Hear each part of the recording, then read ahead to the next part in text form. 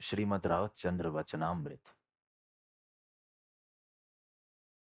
अंक 23।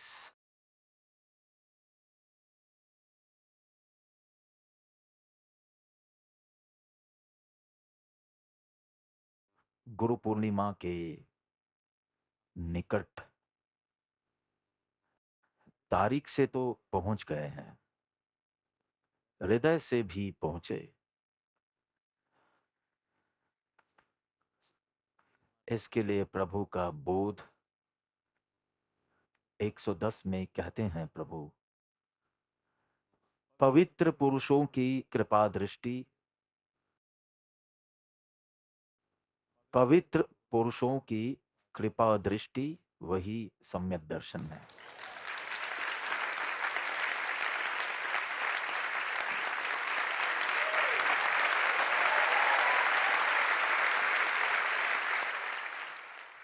इक्कीसवां वचनामृत है, जिसमें 126 बोध वचन है। मैंने 23 बोल दिया था, तो 21 इतनी प्रतिक्रिया कर रहा है कोठारी, इसलिए मैंने कहा मैं सही कर लेता हूं। मैं बस तुम्हारी प्रतिक्रिया देख रहा था। 21वां वचनामृत है और 110वें वचन में प्रभु कहते हैं, सम्यक दर्शन श्रद्धा गुण की निर्मल पर्याय है। कितनी कठिन परिभाषा। द्रव्य गुण पर्याय, द्रव्य कौन सा? आत्मद्रव्य। गुण, गुण कौन सा? श्रद्धा। और पर्याय कैसी? निर्मल पर्याय। कितना मुश्किल। आत्मानुभूति ले लो, आत्मानुभूति पूर्वक की जो प्रतीति वो सम्यक दर्शन, ये जो तुम्हारे जीवन का ध्येय है, तो उनके लिए है पवित्र पुरुषों की कृपा दृष्टि, वो सम्यक दर्शन है। आह,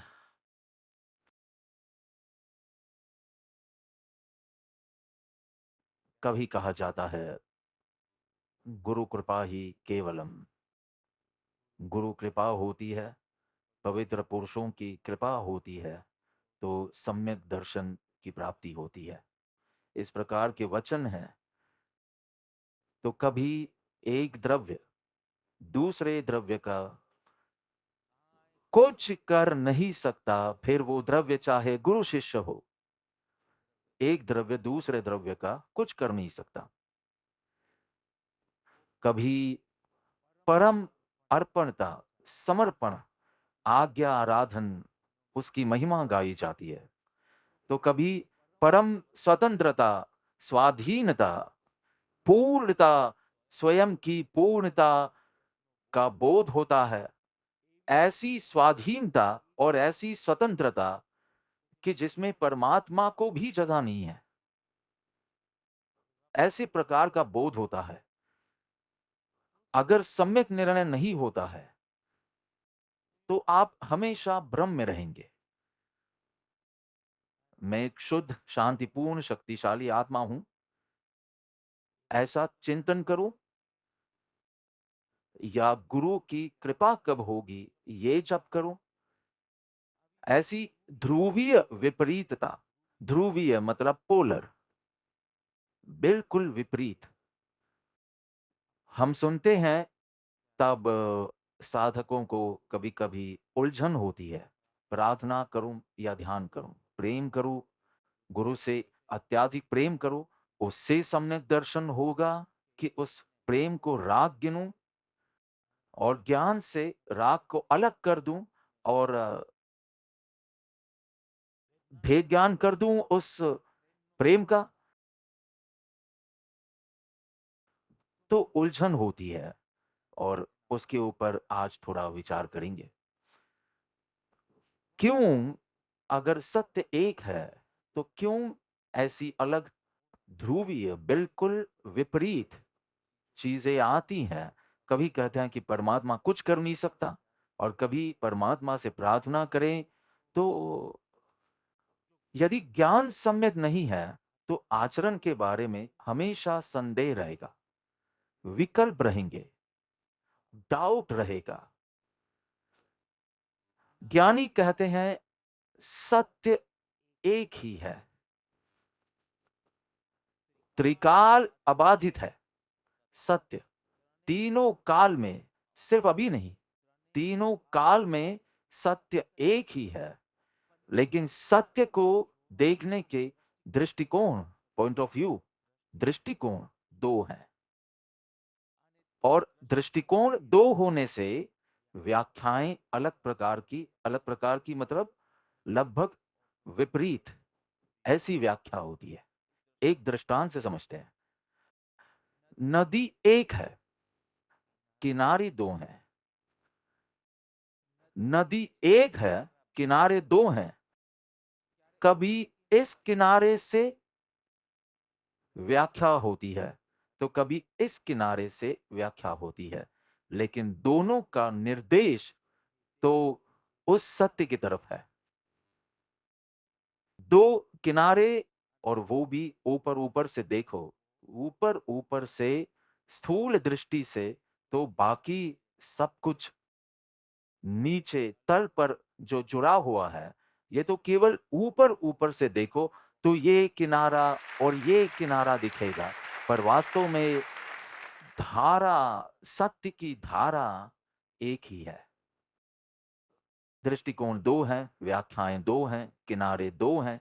इसलिए इस किनारे से सत्य जिस प्रकार दिखाई देता है, इस किनारे से सत्य अलग प्रकार से दिखाई देता है, इसलिए व्याख्या अलग होती है। गुरु इस किनारे पर है, शिष्य इस किनारे पर है, और गुरु की बात में गुरु के किनारे से दिखाई देने वाला सत्य और शिष्य के किनारे से दिखाई देने वाला सत्य, ये दोनों वक्तव्य होते हैं। ज्ञानी के बोध में ये दोनों वक्तव्य होते हैं कि गुरु के किनारे से सत्य देखने में आता है तो सत्य कैसा है, शिष्य के किनारे से सत्य देखने में आता है तो कैसा है। क्या ये स्पष्ट है? अर्थात तुम जहां हो वहां से शुरू करना हो तो तुम्हें कौन सा रास्ता पकड़ना है, और तब कहां पहुंचना है, वहां तुम्हें क्या अनुभूति होनी है, ऐसा बोध भी आता है। इसलिए गुरु उस जगह पर है जहां अहंकार शून्यता है, विसर्जन है, अनुपस्थित है। शिष्य का किनारा ऐसा है कि उसे अगर सत्य की पहचान करनी हो तो उसे पहले अपने अहंकार पर काम करना होगा। अहंकार, कर्ता भाव से अकर्ता भाव की स्थिति में पहुंचने के लिए गुरु का शरण और उनके प्रति समर्पण, गुरु बिना कुछ नहीं होता, इस तरह वक्तव्य आते हैं। इसलिए गुरु के किनारे से सत्य दिखाई देता है कि पूर्ण स्वाधीनता और स्वतंत्रता है। शिष्य कहता है कि इस स्वतंत्रता से मैं स्वच्छंदी हो रहा हूं और मैं परमात्मा स्वरूप हो भी, मतलब कि हूं ही, पर स्वच्छंद मत आग्रह के कारण वेदन कुछ नहीं है, केवल जीव पर है। और इस स्वच्छंद मत और आग्रह को छुड़वाने के लिए मुझे एक आधार चाहिए, और उस आधार के तीन आयाम हैं, मुद्रा, वचनामृत और सत्समागम। उस आधार से मैं भले शुरू करूं मेरी समर्पण की यात्रा, जैसे जैसे श्रद्धा बढ़ती है, प्रेम बढ़ता है, समर्पण बढ़ता है, मैं बोलता हूं समर्पण, मैं नहीं आप। भक्ति मार्ग की यही भाषा है जिसमें मैं मुख्य नहीं हूं और आप मुख्य हैं। ज्ञान मार्ग की भाषा में मैं मुख्य हूं पर अहंकार नहीं, शुद्ध स्वरूप। पर यहां आप मुख्य हैं। आपकी क्या इच्छा है, आपकी क्या आज्ञा है, आपकी इच्छा पूरी है, मेरी नहीं। इसलिए मेरी मर्जी के अनुसार नहीं, मेरी मर्जी के अनुसार, मेरी पसंद के अनुसार, मेरी शर्तों के अनुसार मैंने विकार ही बढ़ाए हैं। अब आपकी आज्ञा के अनुसार आचरण करके, और इसलिए यहां से ऐसा कह रहे हैं कि समर्पण कर, समर्पण कर, समर्पण कर। पर वास्तव में यहां देखने में आता है इस किनारे से, तो तुम कर्ता से अकर्ता की ओर जा रहे हो। इसलिए ये पूरा पुरुषार्थ, ज्ञान मार्ग ये ऐसा कहेगा कि कर्ता से तुम ज्ञाता की ओर जा रहे हो, तुम कर्ता से अकर्ता की ओर जा रहे हो। अकर्ता भाव मतलब ज्ञाता भाव है। इसलिए यहां से ऐसा दिखता है, लेकिन यहां से देखने पर गुरु हैं तो उनकी आभा है, वाइब्रेशन है, वचनामृत है, मुद्रा है, सत्समागम है। सत्समागम में अहंकार टूटता जाता है। गुरु की कृपा दृष्टि नहीं थी तब तक यही मैं खुद को, और गुरु की कृपा दृष्टि हुई तो मैं विदा लेता है। इसलिए इसे भक्ति मार्ग की दृष्टि से देखो तो अर्पणता और अनुग्रह वेदन, लेकिन वही पुरुषार्थ को इस किनारे से देखो तो कर्ता से अकर्ता अथवा ज्ञाता भाव में जा रहे हैं। इसलिए सत्य एक है, किनारे दो हैं। यहां ये किनारा ऐसा है जहां से तुम्हें शुरू करना है, और ये किनारा पूर्णता का दर्शन कराता है। इस किनारे पर गुरु है, इस किनारे पर शिष्य है। गुरु को सत्य कैसे दृष्टिगोचर होता है और शिष्य को सत्य कैसे दृष्टिगोचर होता है, ये दोनों बातें गुरु शिष्य को समझाते हैं। दोनों वक्तव्य।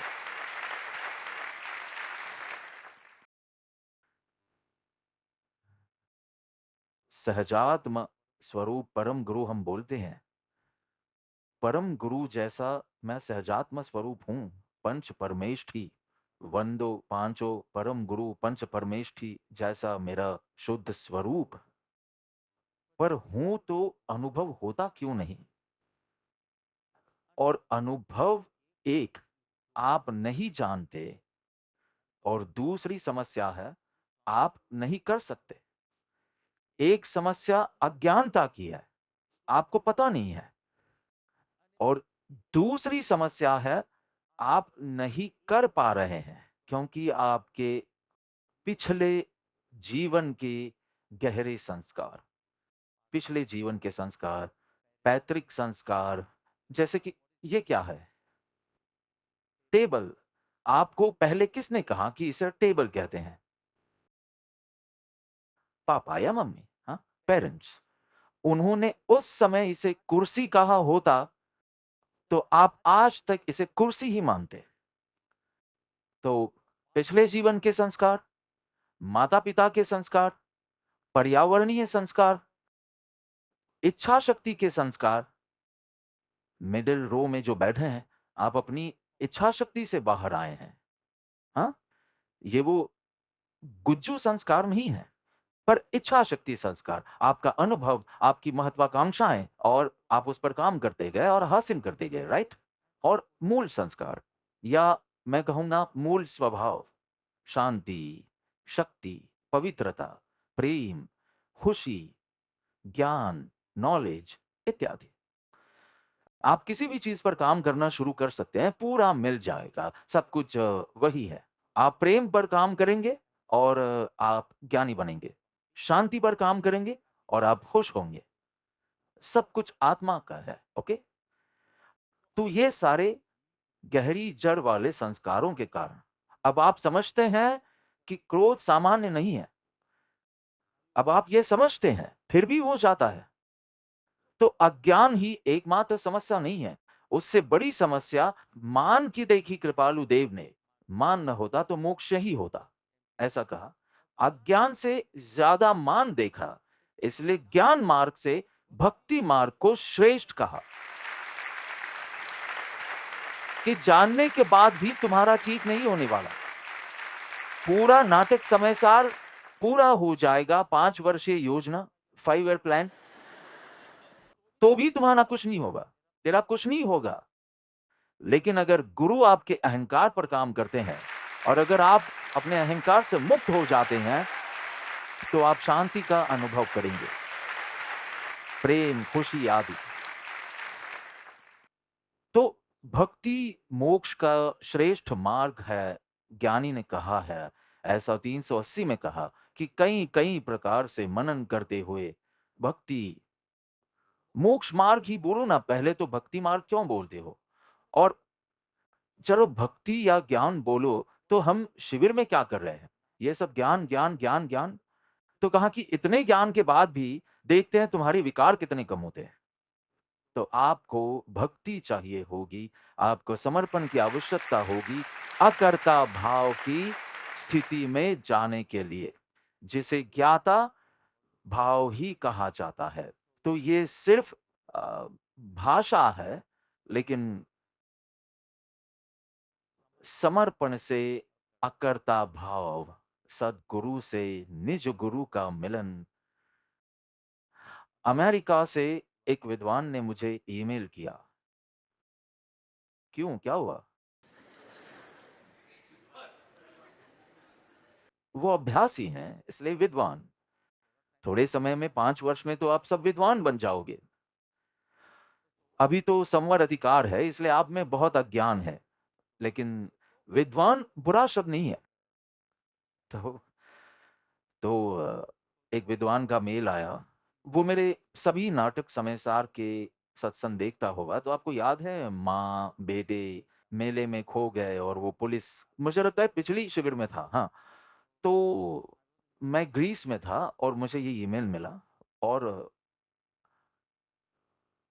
वो स्वयं एक वक्ता है, व्याख्याता है, अभ्यासी भी है, मुमुक्षुता भी है। लेकिन गुरु एक बहुत ही महत्वपूर्ण पहलू है। तो जो भी हो, जो प्रश्न पूछा गया था और बिल्कुल भी बुरे भाव से नहीं था, और उसने कहा कि पूरा ये दृष्टांत बहुत सुंदरता से, अच्छे से समझाया। लेकिन अंत में आपने जो कहा, वो जब इनाम देना था तब, कि 100% उपादान और 100% निमित्त। तो ये माँ और बेटे कैसे मिले? तो 100% बच्चे की वजह से और 100% पुलिस इंस्पेक्टर या जो भी हो, उसकी वजह से। ठीक है? तो कहा कि ये थोड़ा समझ में नहीं आ रहा, क्योंकि निमित्त तो कुछ करता नहीं है। और ये तो आध्यात्मिक ग्रंथ है, नाटक समाचार तो आध्यात्मिक ग्रंथ है। तो कैसे? मैं बहुत गहरे सदमे में था। अभी तक मैंने उत्तर नहीं दिया। मैं सोच रहा हूं कि जब मैंने कहा 100% ये और 100% ये, कभी 200% जैसा तो कुछ होता नहीं है, 100% ही होता है। मतलब 2 नए आए, इस नए से देखो तो 100%, उस नए से देखो तो व्यवहार नए से देखो तो ऐसे, निश्चय नए से देखो तो वो। इतना सरल है, जैसे पहली रो में भी सिर हिला रही है कि अब यहाँ समस्या क्या है? लेकिन वो कहता है, ये एक आध्यात्मिक ग्रंथ है ना? मैंने कहा कि कितनी सारी गाथा मोहग्रस्त आत्मा और ऐसी परिभ्रमण करती आत्मा ऐसी आई है। आध्यात्मिक ग्रंथ मतलब जिसका ढलान शुद्ध नय की तरफ है। लेकिन अशुद्ध नय कहो या व्यवहार नय कहो, अशुद्ध निश्चय नय कहो या व्यवहार नय कहो, ऐसे कई कथन हैं। पर ये सारे कथन कहकर और समझ देकर ढलान शुद्ध नय की तरफ है। जब आप सुबह ध्यान के लिए बैठते हैं, तब मैं अधमाधम हूँ ये मत करना। प्रार्थना के समय करना। ध्यान के समय तो मैं एक शुद्ध, शांतिपूर्ण, शक्तिशाली आत्मा हूँ। आपके पुष्टि वाक्य में 2 मुख्य तत्व होने चाहिए। एक, किसी भी अफ़र्मेशन में नकारात्मक शब्द नहीं होना चाहिए। मेरा वज़न कम ही नहीं हो रहा। मैं किसी की नकल कर रहा हूँ, हाँ। तो मेरा वज़न कम नहीं हो रहा है, ये सत्य है। लेकिन नहीं आया, तो नहीं। मैं स्वयं को वज़न घटाते हुए देखता हूँ। ये कैसा लगता है? मेहनत तो करते रहना, मैं अफ़र्मेशन। तो 2 चीज़ों का आपको ध्यान रखना होगा। एक, कोई भी नकारात्मक शब्द नहीं होना चाहिए। मैं बेहतर बन ही नहीं रहा हूँ। क्षमापना की पाठ के समय कर लेना। हे भगवान, मैं बहुत भूल गया, मैंने आपके अमूल्य तत्वों का अब इसी गति से तो आप क्षमापना करते हैं। ध्यान करो, तब आत्मनिरीक्षण का ध्यान नहीं करना है, विचार का ध्यान करना है। इसके बारे में बहुत स्पष्ट रहना। आत्मनिरीक्षण की आवश्यकता है, लेकिन विचार का ध्यान करना है, तो पहली शर्त है कोई नकारात्मक शब्द नहीं, और दूसरी कोई भविष्य काल नहीं। मैं वजन घटाना चाहता हूं, यह अफर्मेशन नहीं है। जो आप चाहते हैं वो वर्तमान काल में होना चाहिए। मैं एक शुद्ध, शांतिपूर्ण, शक्तिशाली दिव्य आत्मा हूं।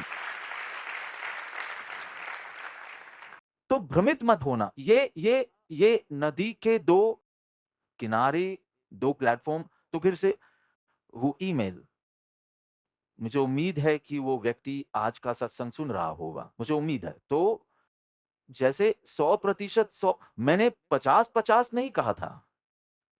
50-50 हो तो सिद्धांत में गड़बड़ है।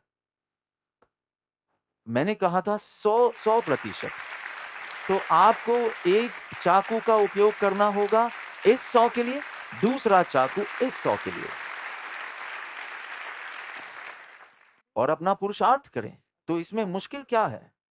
आध्यात्मिक ग्रंथ हो तो क्या हो गया? इसमें व्यवहार की बात नहीं होगी। मूल समय सार में से एक विद्वान के साथ मेरा बैठना हुआ था 20 साल पहले।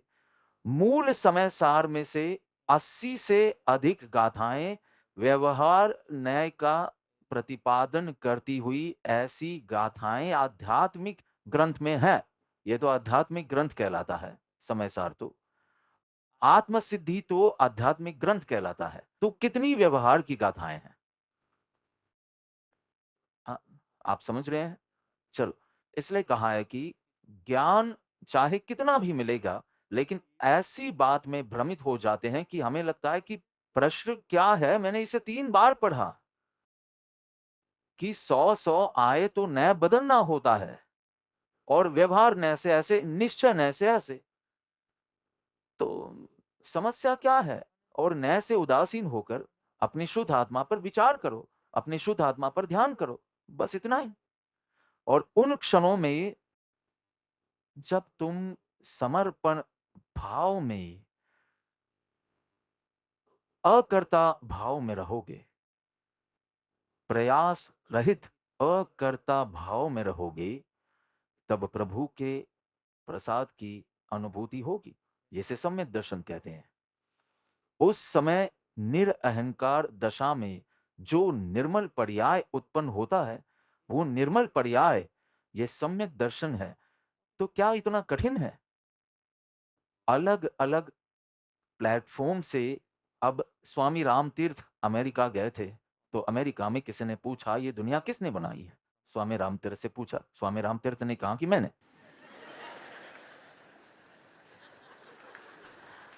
उसने कहा, अच्छा, चंद्र, तारा, चंद्र सूर्य को गति कौन कराता है? तो कहा कि मैं।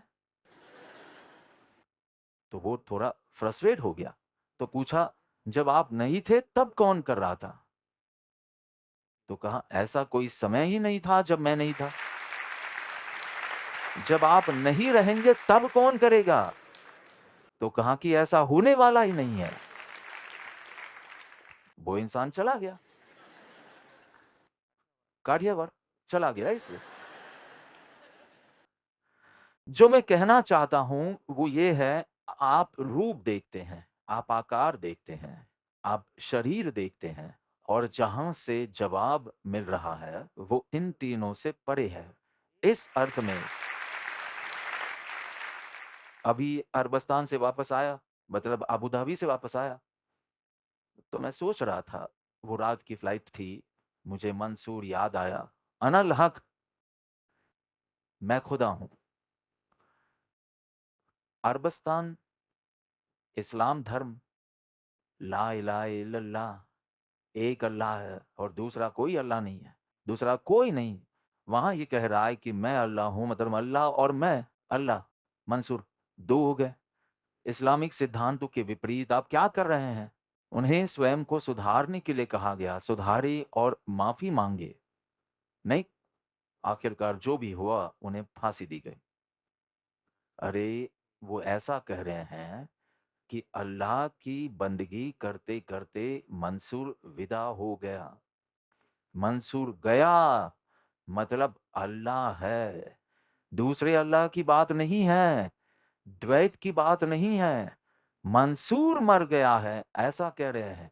मंसूर ने विदा ले ली है मेरे ज्ञान में।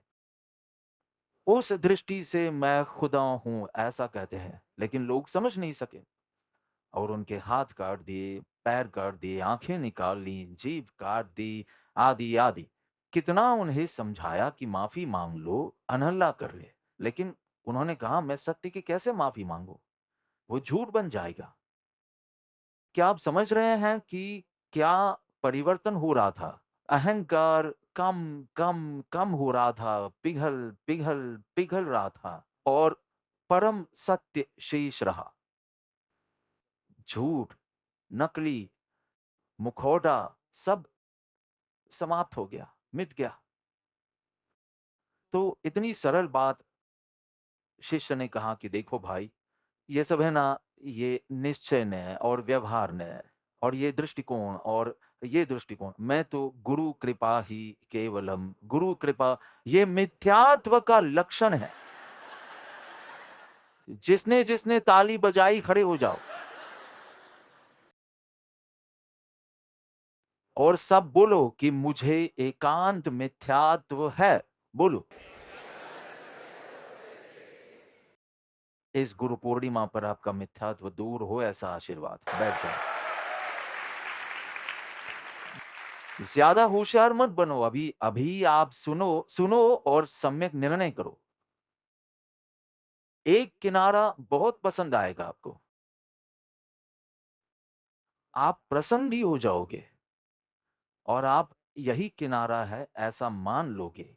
ये मिथ्यात्व है और शास्त्र में इसे एकांत मिथ्यात्व कहा है। आपको उस पर हंसी आई ना, 100% वाले पर, इन सब पर हंसना चाहिए। आप एक किनारे से प्रसन्न हो, आपकी जिद है कि एक पंख से मुझे आकाश की यात्रा करनी है। आप ऐसे पक्षी हो जिसे एक पंख से आकाश की यात्रा करनी है। ये कैसे संभव है? पक्षी के 2 पंख होते हैं, बिल्कुल विपरीत दिशा में। अगर ये बाईं ओर खुल रहा है, तो ये दाईं ओर खुल रहा है। विपरीत। लेकिन किसने कहा विपरीत दिखता है इसलिए विरोधी है? ऐसा किसने कहा? किसने कहा? ये ऐसा सेट हो गया है कि विपरीत है मतलब विरोधी ही है और ये दो-दो हमें सेट नहीं हो रहा है। इससे अच्छा हम एक पकड़ कर रखते हैं, मतलब ये एक पंख से उड़ने की तुम कोशिश कर रहे हो, आकाश की यात्रा पर निकले हो लेकिन नहीं हो पाएगी, क्योंकि तुम अपने स्वरूप की ओर ही आगे नहीं बढ़ पाओगे। 2 विपरीत विरोधी नहीं है।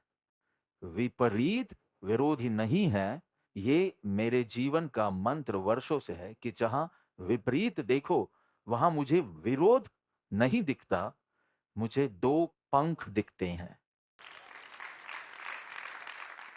तो आप मुझे कहीं भी ले जाओ, किसी के भी पास, ये ये कैसे हो सकता है?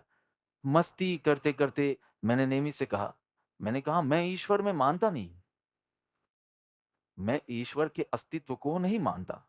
तो उसने कहा, मतलब वो जानता था लेकिन उसने कहा, "क्यों अचानक क्या हुआ पापा?" मैंने कहा, "ईश्वर के हम दोनों बेटे हो, तो तुम्हें इतना ऊँचा बना दिया, मुझे ठिंगु बना दिया। तुम्हें इतने लंबे बाल दिए, मुझे यहाँ यहाँ से टकला बना दिया। और क्या?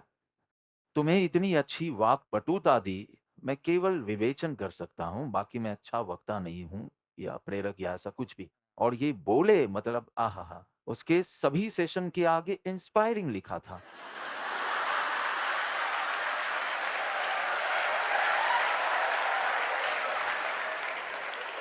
मतलब कि मेरे सत्संग में सबको पसीना ही आता है।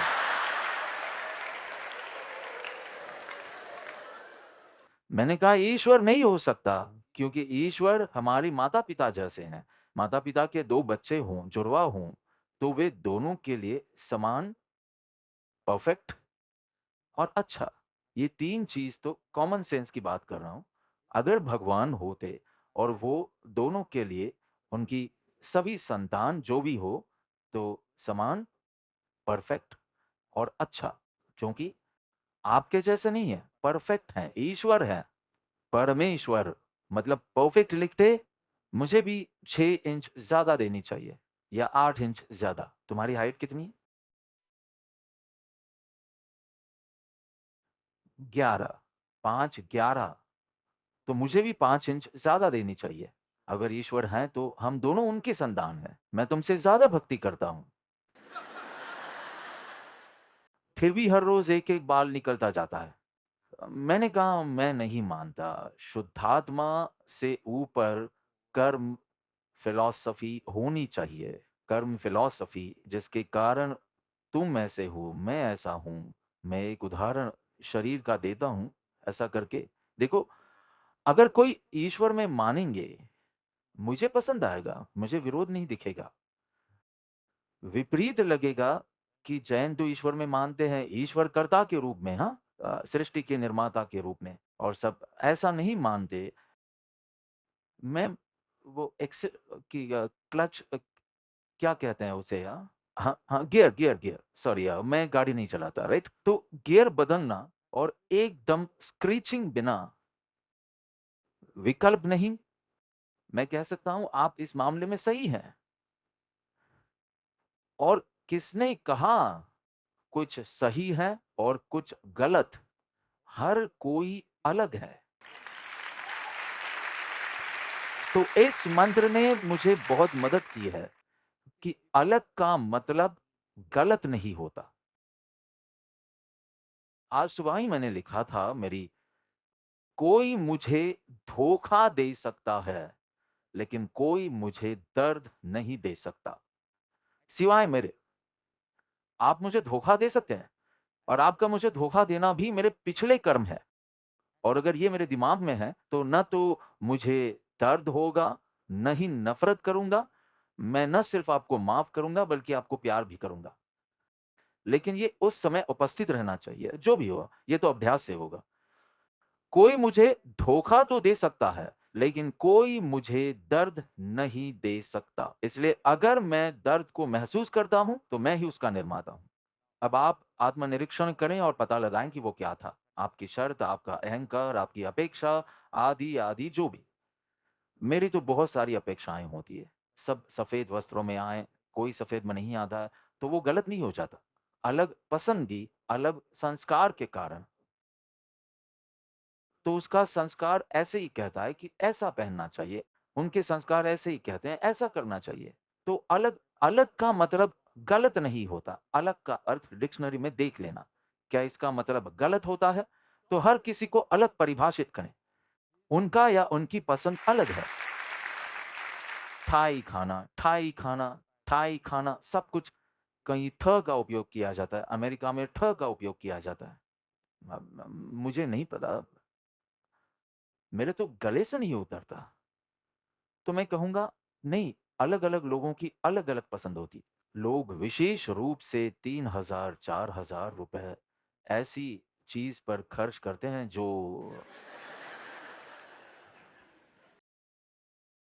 तो क्या वे गलत हैं? मैं कहूँगा वे अलग हैं। और जैसे ही हम अलग बोलते हैं, तो आप एकदम हल्का महसूस करते हैं। तो मेरे पास अद्भुत जैन नए फ़िलॉसफ़ी है कि मुझे सबके साथ अच्छा लगता है, और अपेक्षा से सब मुझे सही लगते हैं। तो भगवान की सम्यक निर्णय होना चाहिए कि एकांत मिथ्यात्व नहीं है। जब मैं कहता हूं कि सत्य के 2 किनारे हैं, बिल्कुल विपरीत लगते हैं, ये स्वाधीनता की बात करेगा और ये पराधीनता पर अर्थात आज्ञाधीन की बात करेगा। और तो भी दोनों सत्य के ही किनारे हैं। आपको न समझ में आए तो आप कह सकते हैं कि मुझे समझ नहीं आ रहा है, लेकिन मैं इस तरह से शुरू कर रहा हूँ, ये ठीक है। लेकिन ये ही सत्य है, ऐसी बात न करें, क्योंकि सत्य के 2 किनारे हैं और 2 पंखों से ही आकाश की यात्रा हो सकती है। अहंकार की भूमिका में गुरु कृपा सबसे महत्वपूर्ण बन जाती है। अहम क्षय के बाद पूरा स्वाधीन स्वरूप सबसे महत्वपूर्ण बन जाता है। लेकिन आप अहंकार के किनारे पर हो या अहम क्षय के किनारे पर हो, अहंकार के किनारे, तो आप इस तरह से शुरू करें। गुरु, प्रेम, श्रद्धा, अर्पणता, आज्ञाधीनता, सब कुछ अभी बोल दूंगा। तो गुरु पूर्णिमा शिविर में क्या बोलूंगा? मुझे इसके साथ आगे बढ़ने दो। तो एक तरफ प्रयास है और एक तरफ प्रसाद है। अर्थात इस किनारे से प्रयास की ही बात होगी। इस किनारे गुरु कृपा होगी तब होगा। गुरु कृपा, ये प्रसाद की बात करेगा, ये प्रयास की बात करेगा। और फिर भी किस अपेक्षा से कैसे लेना है उसे समझना है, क्योंकि प्रयास में अहंकार की छाया है। मैं प्रयत्न कर रहा हूं, यहां मैं है। जिसे खत्म करना है वही यहां हाजिर है। अब जो भी प्रयास करना हो तो करो, मास खमन कर, मास खमन। पर्युषण पर्व की 8 दिनों की आराधना कर, कुछ भी कर, मैं तो है ही। इसलिए प्रयास में बहुत बड़ी तकलीफ है। अब फिर प्रयास न करना मतलब अकर्मण्यता में जाओगे तो वो दूसरा मुद्दा है, मैं सुलझा लूंगा। न करने वाला अर्थात आप कुछ नहीं कर रहे हो, सबको स्टैच्यू कहकर फ्रीज कर देना। ज्ञाता, ज्ञाता दृष्टा वाला खाता है तो कहते ए खा रहा है, लेकिन कर्ता भाव के बिना खा रहे हैं। ज्ञानी कर्म के खिलाफ नहीं है, वे कर्ता भाव के खिलाफ है। कर्ता भाव में भय है, कामना है, भार है, चिंता है, शोक है। आपकी इच्छानुसार जगह पर विवाह नहीं हुआ तो दुखी हो जाते हो, ये कर्ता भाव में है, ज्ञाता भाव में कुछ नहीं है। तो ये इतना, कोई कहता है ईश्वर इच्छा, आपको समस्या आती है, मुझे तो कोई समस्या नहीं आती, क्योंकि ईश्वर इच्छा से जो जो भी ईश्वर की इच्छा, जो भी भगवान की इच्छा, अंत में क्या करना है कि सुख आया या दुख, उसे समानता देनी है, क्योंकि भगवान का प्रसाद है। और तुम तत्वज्ञानियों को क्या करना है? समत्व में ही रहना है। तो ये कहते हैं कि ईश्वर सुख भेजें या ईश्वर दुख भेजे, ईश्वर जो भेजे उसमें समान भाव होना चाहिए, उसमें अपेक्षा आदि नहीं चलेगी, उसमें बदलाव आदि नहीं चलेगा। शांत स्वीकार आता है। अब वो ईश्वर इच्छा से बोले, वे बोलते हैं कि विचरे उदय प्रयोग, उदय प्रयोग से अंत में तो बात समत्व और स्वीकार पर ही आती है कि ईश्वर की इच्छा है स्वीकार, कर्म के उदय में स्वीकार, शांत स्वीकार। अगर आपको गुरु भाषा पसंद है कि मैं अब अपने जीवन अपने परिणाम का कर्ता नहीं हूं, गुरु मेरे कर्ता हैं, तुम तो निकलो। गुरु कर सकते हैं या नहीं, ये अगले सत्संग में चर्चा करेंगे। तुम निकलो अपने घर से, मतलब मैं को तो निकाल दो, सारी सत्ता गुरु को सौंप दी और मैं निकल गया अर्थात कर्ता भाव निकल गया, ज्ञाता भाव आ गया। अब मुझे नहीं पता कि गुरु को कुछ करना बाकी है या नहीं। लेकिन जिनके आधार पर तुम अपने घर से निकल सके, ते तु प्रभुए आपियो वर्तु चरणाधीन, अहो अहो शनि सद्गुरु करुणा सिंधु अपार। वो तो होना ही था कि आपके कारण ही मैं निकला अपने घर से। फिर मैं क्यों? तो मैं तो निकल गया है और यहां सम्यक दर्शन हुआ। किसने किया? पवित्र पुरुषों की कृपा दृष्टि, वही सम्यक दर्शन। मैं तो निकल गया हूं घर से और घर में दीपक का प्रकाश हुआ, क्योंकि कर्ता भाव निकल जाए तो सम्यक दर्शन होता है। मैं निकल गया, सम्यक दर्शन हुआ। किसने किया? पवित्र पुरुषों की कृपा दृष्टि। क्योंकि उनकी मजबूत आभा वचनामृत मुद्रा सत्समागम। क्या कोई अपने घर से निकलने के लिए तैयार है? हम दूसरों के घर पर कब्जा करते हैं। हमारे यहाँ बच्चे का जन्म होता है तो हमें लगता है हमारे यहाँ ब्लैंक सीडी आई है। मेरे सारे गाने उस पर रिकॉर्ड करूँगा। 3-4 साल में आपको महसूस होगा कि उसमें पहले से ही ज़बरदस्त गाने रिकॉर्डेड हैं, क्योंकि पूर्व जन्म के संस्कार हैं। ये ब्लैंक सीडी नहीं है। वो व्यक्त नहीं करता तब तक आप खुश हैं। उसे इंजीनियर बनाऊँगा, उसे डॉक्टर बनाऊँगा, उसे बोस्टन भेजूँगा, उसे शिकागो भेजूँगा। अरे भाई साहब, ये आपकी अपेक्षा है। उसे जीने दो। जियो और जीने दो। जीने दो अर्थात अपेक्षा मत रखो। स्वीकार भाव। आपको उस समीकरण को बदलना होगा। स्वीकार करना नॉर्मल है, अपेक्षा एबनॉर्मल है। अब से ये मंत्र शुरू करो, क्योंकि अब तक तो मैं एक माँ हूँ, तो इतनी अपेक्षा तो रख सकते हैं ना? नहीं, आपको कहना होगा अपेक्षा एबनॉर्मल है, स्वीकार नॉर्मल है और अब इस मंत्र के साथ जियो। तो मैं आपको कोई मंत्र क्यों दूँ? आप अपना मंत्र खुद बनाओ ना। गुस्सा नॉर्मल है, अब आप कहो गुस्सा एबनॉर्मल है। मुझे गुस्सा बहुत एबनॉर्मल है, स्वीकार नॉर्मल है।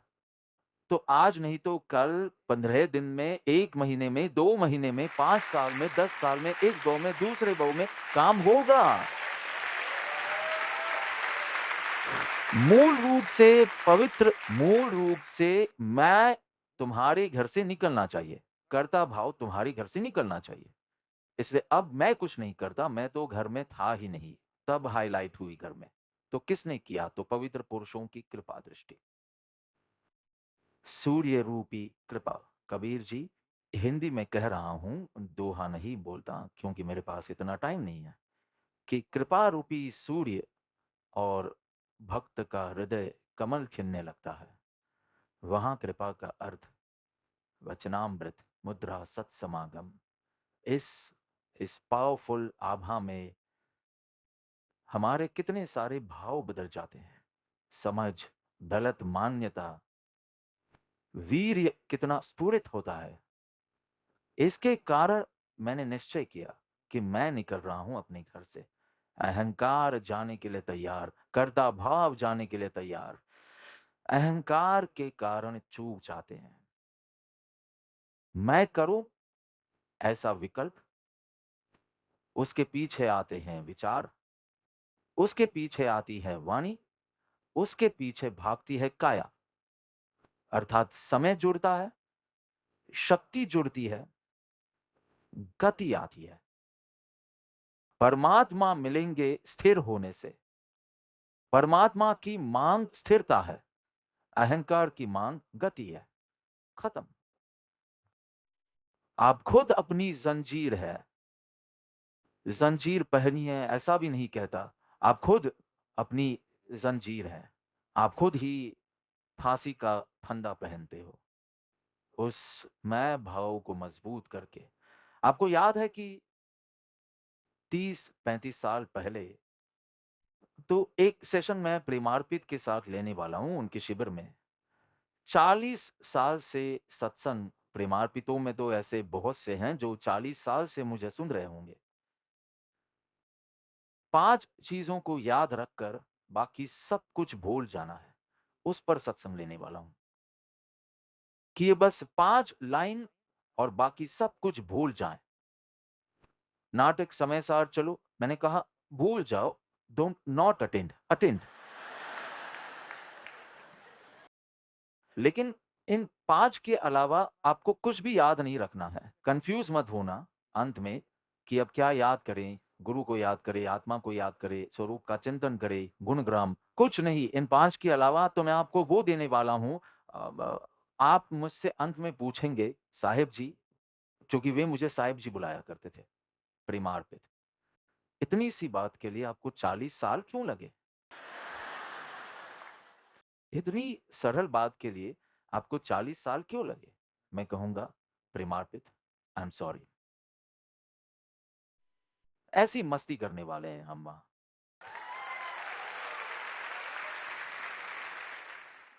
सत्य क्या है, सत्य तक पहुंचने के लिए क्या करना है, सब कुछ उसमें आ जाएगा, बाकी सब कुछ भूल जाना।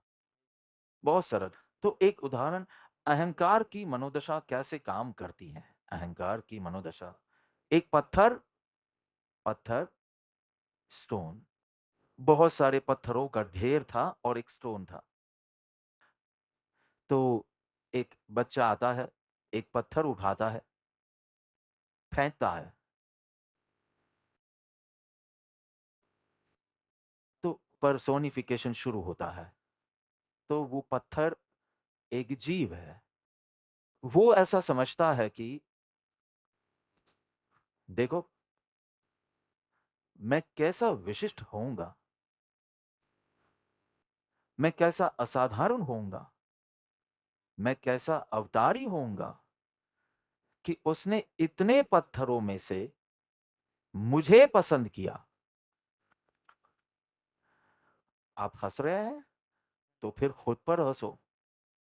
मुझे ग्रुप लीडर बना है, मुझे आत्मार्पित लीडर बनाया, कुछ होगी ना मुझ में पात्रता। लेकिन यहां तो पवित्र पुरुष की कृपा, कोई पात्रता की बात ही नहीं। हजार हजार गलतियां, हजार हजार दोष, हजार हजार चूक, हजार हजार पाप। तू क्या पात्रता की बात करता है? तेरी पात्रता से सम्यक दर्शन, सम्यक भी नहीं और दर्शन भी नहीं। छोड़ो, ऐसा हो ही नहीं सकता। दर्शन गुण तो रहने वाला है, लेकिन आपकी पात्रता के कारण, यहां लिखा है पवित्र कृपा दृष्टि, ये भक्ति मार्ग की भाषा से सम्यक दर्शन की व्याख्या की है। इसलिए वो आत्मद्रव्य, श्रद्धा, गुण का निर्मल पर्याय, इसमें कोई समस्या नहीं है। मैंने इसे आत्मार्पित के लिए रखा है। आप लो ये सभी सत्र, द्रव्य, गुण, पर्याय। झूठ मत बोलो, आप लोगों ने इस तरह समझाया है। तुमने कनाडा में समझाया और तुमने कहां समझाया था? राजकोट में, मुझे पता नहीं कहां। सम्यक दर्शन कहां लिया था? तो ये सब बकवास किया होगा। बकवास इसलिए क्योंकि ये काम नहीं कर रहा है। ये गलत नहीं है, ये काम नहीं कर रहा है। समस्या अज्ञानता की नहीं है, समस्या अहंकार की है। मैंने ये वर्षों बाद महसूस किया कि समस्या अज्ञान की नहीं है। अज्ञान के जाने के बाद भी आप बस इसे करने में सक्षम नहीं है। आपकी मजबूत मान्यता, कंडीशन, जिद्दीपन के कारण। ओके, पत्थर, तो पत्थर कहता है कि मैं कोई विशिष्ट होऊंगा, तभी मुझे ऐसे एवी रीडर बनाए होंगे, तभी मुझे इस तरह बनाए होंगे, मुझे गायक बनाए होंगे, और मुझे ये। इसलिए मूर्ख, इसमें तुम्हारी कोई सिद्धि नहीं है। तुमने कुछ नहीं किया, उसने रैंडम तुझे पकड़ा। अब तुझे पकड़ा तो तुझ में गुदगुदी होने लगी है। ओके, और फिर फेंका। बगल में बड़ा घर था, तो फेंका, तो खिड़की बंद थी और पत्थर फेंका, जोर से फेंका। अब पूरे पत्थर को पकड़ा उस लड़के ने, पूरे जोर से फेंका उस लड़के ने। तो अहंकार करना हो तो किसे करना चाहिए? लड़के को, लेकिन करता है पत्थर। हाँ, मैं चुना गया था, और देखो मेरा सफर, देखो मेरी गति। तो स्वाभाविक है कि खिड़की बंद थी तो ये टकराया और खिड़की टूट गई। क्यों टूटी? क्योंकि उसने इतने जोर से मारा। ऐसे मारा होता तो नहीं टूटता, लेकिन जोर से मारा। तो उसने कहा, देख, दुश्मन आया, पराजय। कोई भी बाधा आएगी ना, वो रहेगी ही नहीं मेरे आगे। स्वभावगत है, स्वभावगत है कि कोमल चीज को कोई कठोर चीज लगे तो क्या टूटेगा? कठोर चीज या कोमल चीज? नाजुक। तो अम, ग्लास तो नाजुक चीज है और पत्थर मजबूत चीज है। तो स्वभावगत है कि खिड़की टूटेगी और पत्थर को कुछ नहीं होगा। इसमें उसने क्या किया? एक स्वाभाविक घटना हुई है। तो कहता है कि मैंने तोड़ा, मैंने तोड़ा, मैंने अवार्ड जीता। अच्छा, और फिर खिड़की टूटी और वो गिरा, कमरे में गिरा, तो उसके पास जान तो है नहीं, ये तो पर्सोनिफिकेशन है, गिरा। तो कहता है कि इतनी यात्रा करके थक गया हूं, कश्मीर के कालीन पर सोना है थोड़ा टाइम, विश्राम। अहंकारी व्यक्ति निष्फल होता है तो भी कभी स्वीकार नहीं करेगा कि मेरी यात्रा रुक गई और मैं गिर गया कालीन। नहीं, अगर आपको निकाल भी दिया जाए तो भी आप कहेंगे कि मैंने इस्तीफा दिया, मैंने इस्तीफा दिया। सिंपल। अहंकारी व्यक्ति मैं निष्फल हुआ, वो ये स्वीकार कर ही नहीं सकता, गिरा। इतनी आवाज आएगी तो घर में नौकरों को पता चला, क्या हुआ क्या हुआ, खिड़की कैसे टूटी, ऐसे ऐसे करते कश्मीर की कालीन पर उस पत्थर को देखा। तो उसने पहले पत्थर को हाथ में लिया, तो कैसे मेरा स्वागत हो रहा है, कैसे मेरा बड़े लोगों से परिचय हो रहा है। वो भी बहुत शौक होता है लोगों को, बड़े बड़े लोगों से। तो कहते हैं कि वो लोग मिलने आए थे, बेचारे भक्तों के आगे तो कुछ नाम नहीं लिखते, और वो कुछ स्पाइस जेट और ये और जेट और वो सब में नाम लिख रहे होते हैं, तो क्या दूसरे सब फालतू है? पर सब कुछ ऐसा, सब कुछ पसंद है अहंकार को। तो इस तरह अहंकार को लगा कि देखो कितने लोगों के साथ घूम रहे हैं। वो क्या कहा जाता है, वो क्या कहा जाता है, नेटवर्किंग। नेटवर्किंग हुआ, नेटवर्किंग। उस भाई को ऐसा लगा कि 3 नौकर आए देखने के लिए, तो नेटवर्किंग लगती है उसे। और फिर इस पत्थर पर गुस्सा तो आता है ना, खिड़की टूट गई तो वापस फेंके, टप करके ढेर में गिरा। सबको कहता है, क्या आकाश की यात्रा थी, कश्मीर की यात्रा तो थी ना, ऐसा हवा में गया था वो। तो क्या, क्या अद्भुत यात्रा थी। और बीच में जो आए सबको खत्म कर दिया, वो गिलास आया तोड़ दिया, मेरा स्वागत हुआ, पर मुझे आपकी बहुत याद आई। दया, करुणा, इसलिए वापस आ गया।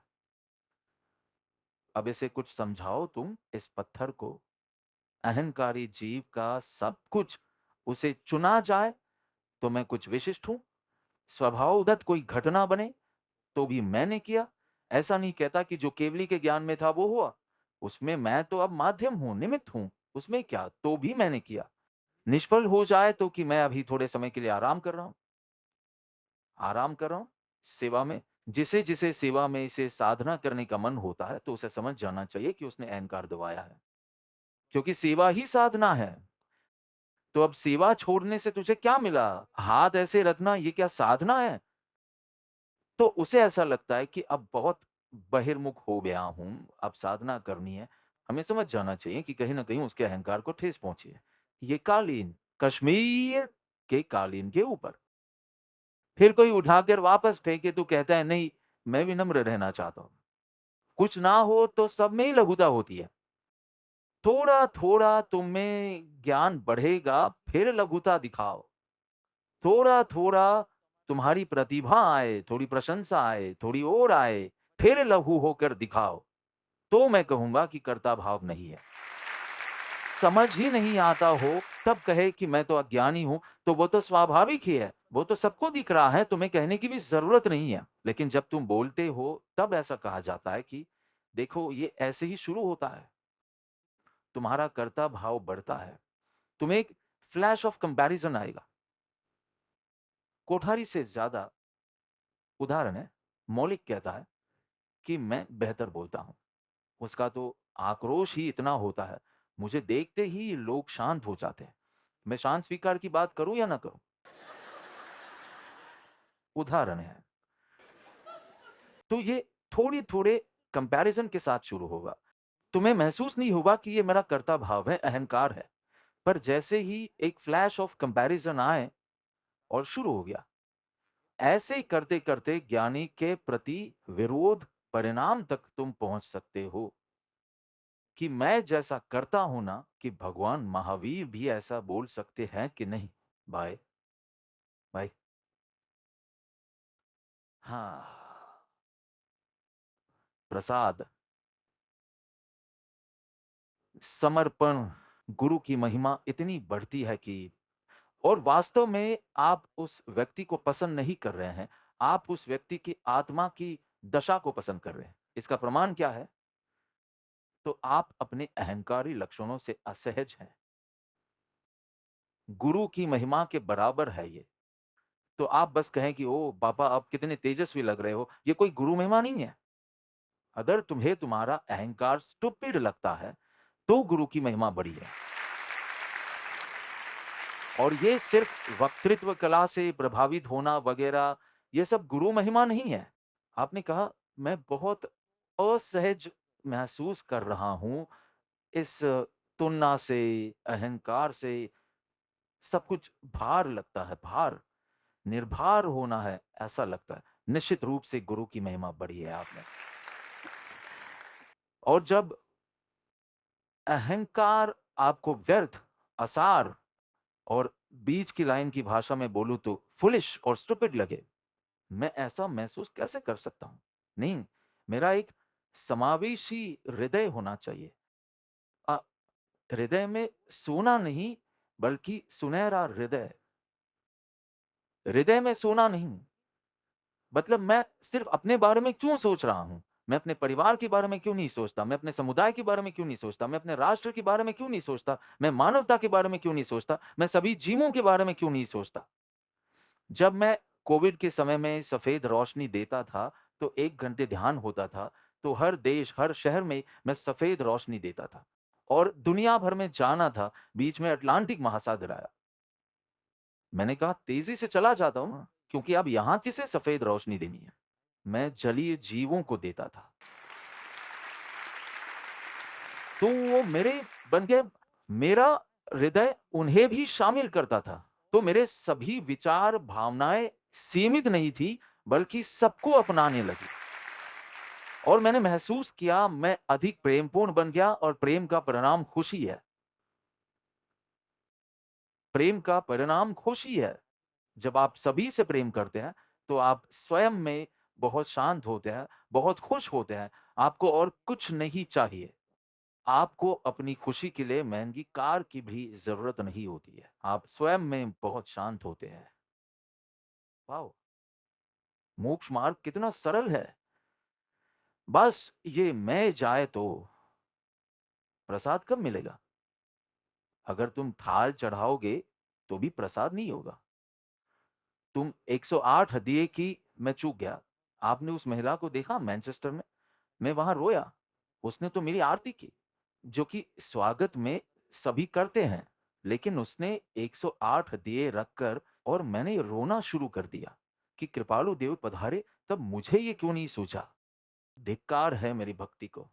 उसने लाल साड़ी पहनी थी, वो सब ठीक है, वो सब समझ सकते हैं, सभी करते हैं। लेकिन मैंने कहा, मेरी बुद्धि ही नहीं चली। मैंने आरती तो की, लेकिन इस तरह थाली में 108 दीपक जलाकर और मैंने वहाँ रोना शुरू कर दिया। उस बहन को लगा कि क्या उसने कोई गलती कर दी, तो मैंने कहा नहीं, आपकी भक्ति तो बहुत ऊँची है, मैं तो उसके लायक भी नहीं हूँ। लेकिन मुझे अभी, तुम मुझे कुछ भी कर रहे हो और सीधा मेरा विचार जाता है, ये मैं चूक गया, ये मैंने नहीं किया, ये मैंने किया होता। लेकिन अब उस समय जितनी बुद्धि थी उतना मैंने किया। मुझे ऐसा किसी दिन चांस ही नहीं मिला किसी का स्वागत करने का, भोजन खिलाने का, ऐसा किसी दिन चांस ही नहीं। तो मुझ में वो रचनात्मकता ही नहीं थी और शायद मेरे आस-पास के लोग भी बहुत तनाव में थे, नहीं तो हम बहुत बेहतर कर सकते थे। और मुझे लगता है कि हर भक्त को लगता है कि मैंने पर्याप्त नहीं किया है। लेकिन उसे देखकर एक तो रात को 11 साढ़े 11 बजे हम पहुँचे थे, क्योंकि हम रिट्रीट से पहुँचे थे मैनचेस्टर से और दोनों तरफ दीपक, उसकी जितनी इच्छा थी, उसने सभी पूरी की। मैं तो दृष्टा भाव से चला जाता, मुझे कोई फ़र्क भी नहीं पड़ता, लेकिन अब थोड़ा-थोड़ा ये सब कुछ थोड़ा शुरू हो गया है और मैंने ऐसे दीप की आरती क्यों नहीं की। इतना रोया, उसने सब कुछ साइड पर रख दिया कि पहले बापा को शांत होने दो। फिर तो डांस भी किया, कोई दिक्कत नहीं। तो तू पूजा कर, अब तुम करना वापस। अब अल्पा बहन ने अभी तय किया कि मैं करूँगी, नहीं होगा, तुम्हें प्रसाद नहीं मिलेगा। कोई भी कृत्य के साथ प्रसाद का संबंध नहीं है। तुम आरती करो, तुम नृत्य करो, बहुत अच्छा नृत्य करो, तो भी तुम्हें प्रसाद नहीं मिलेगा, ऐसा हो सकता है। तो हम प्रसाद कैसे प्राप्त करें? आपका चित्त जब निरअहंकारी दशा में जाएगा, तब प्रसाद मिलेगा। जो मीरा को नाचते नाचते हुआ, नाचने से प्रसाद नहीं मिलता। नाचने के क्षण में अंतर में जो निरअहंकार अकर्ता भाव था, वो प्रसाद ले गया।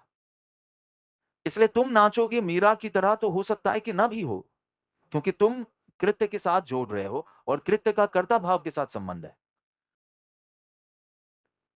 किसी को अचानक पेड़ के नीचे बैठकर हुआ, बुद्ध शांत हो गए।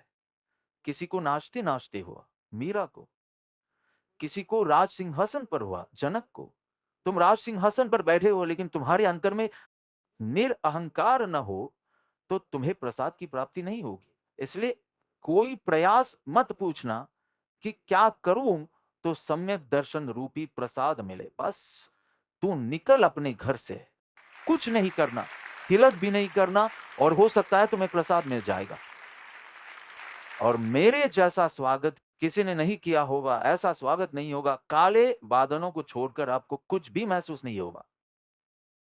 नहीं, कोई कृत्य के साथ तो किसी की नकल करने का कोई कारण नहीं है। हम ऐसी वीडियो देखते हैं ताकि हमें प्रेरणा मिले कि ओ, ऐसा तो मेरा भी भाव था, पर मुझे सूझा नहीं और मैंने ऐसा किया।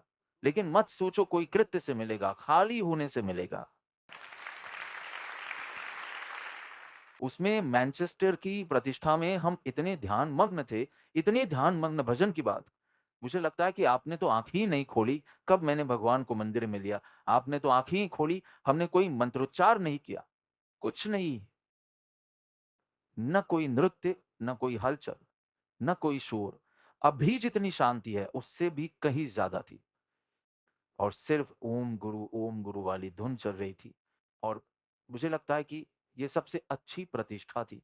आप इतने कूदे थे, तो 20 सेकंड आए और कुछ नहीं किया, आप ऐसे बैठे रहे और आपको ऐसा महसूस हुआ कि आपके भीतर कुछ घटित हो रहा है।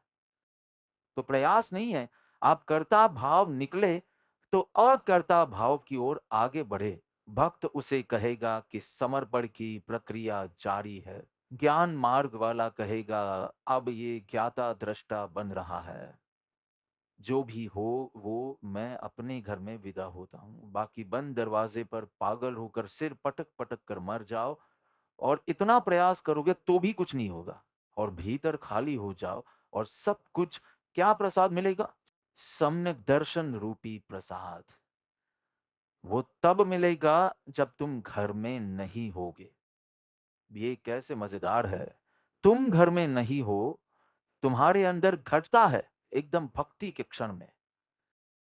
जब अनहद प्रीति जागे, अनहद श्रद्धा जागे, अनहद भक्ति जागे। और भक्ति मतलब भजन नहीं, भक्ति मतलब भजन नहीं। हम भजन के लिए भक्ति बोलते हैं, लेकिन यहाँ नहीं। यहाँ भक्ति मतलब भक्त का मर जाना। भजन चलता हो तो भी ठीक, भजन ना चलता हो तो भी ठीक।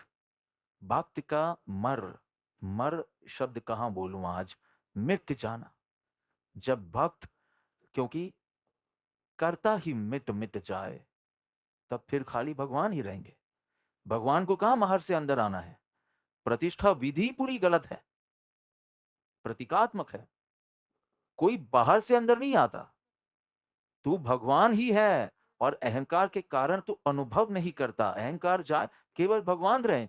भक्त को भी मिट जाना है, भक्त को भी। तब भगवान घटते हैं, वो विश्राम, पूर्ण दशा में विश्राम। पूर्ण, कितनी बार ऐसा होता है कि नेमी के साथ बात करता हूँ, प्रोग्राम करते हैं, ऐसा नहीं। नेमी मैंने लास्ट ईयर सैन फ्रांसिस्को में क्या लिया था? सत्संग। तो वे चाहते हैं विषय, कई जगहों पर वे चाहते हैं विषय। मैंने क्या लिया था? हम दोनों ने इतना इतना प्रयास किया, इतना प्रयास किया, और ये ऐसा था जैसे हम नहीं जानते। हम छोड़ो, अब छोड़ दो। मतलब इस ज्ञान को मैंने अपने विकल्पों से मुक्त किया, भार से, दोहराव के डर से, चिंता से, शोक से मैंने अपने ज्ञान को मुक्त किया। बाद में हम एवी विभाग से पूछ लेंगे, और उनके पास तो सब रिकॉर्ड होता है, तो वे लोग हमें बता देंगे। अभी याद नहीं आ रहा। जितना याद करनी चाहते उतना बिल्कुल ब्लैंक हो जाते, छोड़ देते हैं।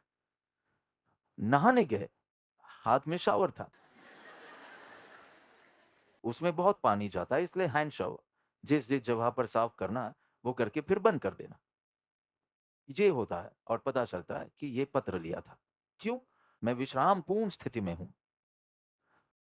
तुम्हारे ज्ञान को विकल्पों में से मुक्त करो, विश्रामपूर्ण, विश्रामपूर्ण। एकदम अप्रयास के द्वार से चुनना मेरी ज़िम्मेदारी है, लेकिन परिणाम उन पर निर्भर करते हैं। क्योंकि ये कई कारकों पर निर्भर करता है, कार्मिक कारक और कई अन्य कारक। आप सही चुनाव करें, ये आपकी ज़िम्मेदारी है और फिर आराम करें। उस हिसाब से हो, उस हिसाब से ना हो, उससे अधिक हो या उससे कम हो, कहो यही वे चाहते हैं।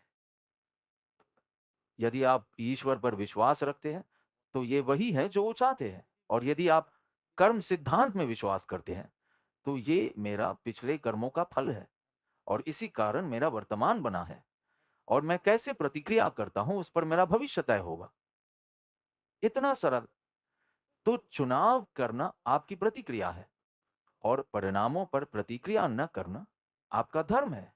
वो आपका कर्म है, ये आपका धर्म है।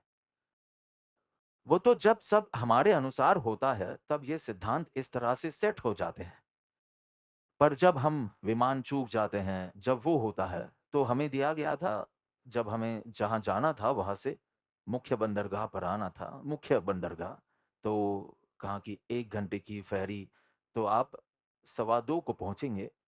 आपकी ब्रिटिश एयरवेज़ है और आप साढ़े 7 तक लंदन पहुँचेंगे और पूरा कार्यक्रम बन चुका था। पर उसी दिन जो फेरी थी, वो 2-3 स्टेशन पर गई। वो आइलैंड हॉपिंग जो कुछ भी होगा वो फेरी। तो 1 घंटा बढ़ गया। हमें बैठने के बाद पता चला कि साढ़े 3 बजे उतरेंगे। 50-60 लोग थे लंदन जाने के लिए। तो इतना झुंड आए ना, तो वो ब्रिटिश अधमरे हो जाएँगे। और हमारे पास तो सब कितना ज़ोरदार सामान होता है ऊपर से। इसलिए सब कहने लगे कि पहले ऐसा करेंगे, तो कहा कि बापा को पहले भेज दो, बापा को और नेमी जी को। तो कहा कि नहीं, पर वहाँ कल सुबह से कार्यक्रम है, तो वो कौन? सेठ को भेज दो। पर कहा गायन के बिना क्या होगा? तो सैंडी को भेज दो, इन 4 को भेज दो, हमारा जो होगा वो होगा। एक ये विकल्प करता है, दूसरा ये करता है। मैंने कहा देखो अब हम फेरे में बैठ गए हैं, नहीं तो हेलीकॉप्टर मँगवाते हैं हम। पर अब फेरी में बैठ गए हैं। चलो 20 सेकंड लेते हैं और निर्णय लेते हैं कि जल्दी-जल्दी टैक्सी में, बस का इंतज़ार नहीं करेंगे, टैक्सी से एयरपोर्ट जाएँगे और ऐसा करेंगे और पहली टैक्सी में हम 4 को बैठा देना कि कार्यक्रम शुरू हो जाए और बस इतना ही। और अब हम, आप भक्ति करना चाहते हैं तो चलो भक्ति करते हैं, अगर नहीं तो चलो कॉफ़ी पीते हैं। पर अब सोचना बंद करें, क्योंकि अब ये सोचना नहीं है, ये चिंता करना है। हमने सही चुनाव किया, पर अब जानकारी में सवा 2 लिखा गया और पहुँचने वाली थी साढ़े 3 पर, तो सब कुछ गड़बड़ हो गई। लेकिन इसमें मेरे कर्म मेरे पास आ रहे हैं, तो मुझे किसी को दोष देने जैसा लगता ही नहीं, सामने कोई है ही नहीं दोष देने जैसा। मैं इस द्वीप पर रॉबिन्सन क्रूसो हूँ, जो कुछ भी हो रहा है मैं ज़िम्मेदार हूँ, या तो अतीत में या वर्तमान में। या तो मैं सही से प्रतिक्रिया नहीं दे रहा हूँ या मेरे पिछले कर्म का फल। तो क्या? करता भोगता नहीं, एकदम शांत बन रहा है, आज्ञाधीन में। आनाए धम्मो आनाए तो, thy will be done not mine। कितनी सुंदर बात है। अकर्ता भाव मतलब भक्ति मार्ग की भाषा, चाहे उस भाषा में तू महत्वपूर्ण हो, तू ही हम गाते हैं, लेकिन निर्देश है कि मैं को निकाल दो। तू बोलो, पर मैं को तो निकाल दो। मतलब निर्देश तो अकर्ता भाव का ही है और अकर्ता भाव का मतलब अकर्मण्यता नहीं है। मतलब कुछ नहीं करना, सब कुछ ईश्वर ही करेगा, सब कुछ कर्म के अनुसार ही होगा। मुझे तो कोई प्रयास ही नहीं करना है। आप इतना क्या ना कह रहे हैं, 1.5 घंटे तक क्या, 1 घंटे तक मैंने वही तो कहा, प्रयास नहीं। प्रयास नहीं मतलब कर्ता भाव नहीं। कर्म नहीं ऐसा मैंने नहीं कहा, अकर्मण्यता मैंने नहीं कहा, क्योंकि कुछ नहीं करेंगे तो भी मैं कुछ नहीं करता, वो मैं तो रहा ही। और बात है मैं नहीं होना चाहिए, तो कर्म की कोई बात ही नहीं है कि आप सो गए, आप ध्यान में बैठ गए, आप वो कर रहे हैं, कुछ नहीं। मैं नहीं रहना चाहिए, इतनी सरल बात समझे बिना निवृत्ति ले लेते हैं, ध्यान में बैठ जाते हैं, पर मैं विकल्प करता हूँ, मैं अभी विकल्प ही नहीं करता, लेकिन गधे मैं है तब तक तुम्हारा कुछ नहीं होने वाला। फिर कहता मैं ज्ञाता दृष्टा हूँ, तो अभी भी मैं तो है। मैं ये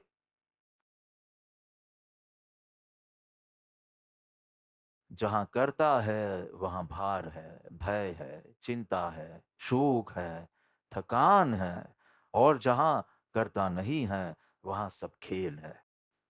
खेल, वास्तव में खेल। और जब मैं खेल कह रहा हूँ, कुछ मेरे दिमाग में चल रहा है, जो मैं कहना नहीं चाहता, लेकिन हाल ही की यात्रा में भी यूँ खेल ही दिखाई देता है, खेल ही। अभी कल ही किसी का फ़ोन था और थोड़े उदास थे और सब, तो मैं फ़ोन पर आया भी नहीं। मैंने नेमी से कहा पहले उस व्यक्ति से कहो, करेले की ही बात है ना? मैंने कहा पहले जीवन की हर घटना को कॉमेडी बनाओ, ट्रेजेडी नहीं। मैं सुनूँगा भी नहीं, मैं फ़ोन भी नहीं लूँगा। पहले उसे कॉमेडी बनाओ। देखो, मैं तुम्हें एक ज़ीरो देता हूँ। हमारे आरू को मैंने कई बार ज़ीरो दिया है। आपको पता है वो ज़ीरो के साथ क्या करता है? मैं उसे ज़ीरो देता हूँ, दूसरे को स्टार देता हूँ, दूसरे को, और इसे ज़ीरो देता हूँ। कितना दुखी होना चाहिए? हमारा शिष्य है, मुजाहिदीन है। हाँ, वो क्या करता है पता है? उस ज़ीरो पर ट्रिंग, ट्रिंग, ट्रिंग, ट्रिंग, ट्रिंग, ट्रिंग, ट्रिंग, मिकी माउस। ज़ीरो से मिकी माउस बना देता है। तो इस बुझे चेहरे से मैंने कहा, देखो, इन्हें आपका ही फ़ोन था ना? हाँ, फ़ोन था या मैंने करवाया था? वास्तव में मैंने ही करवाया था।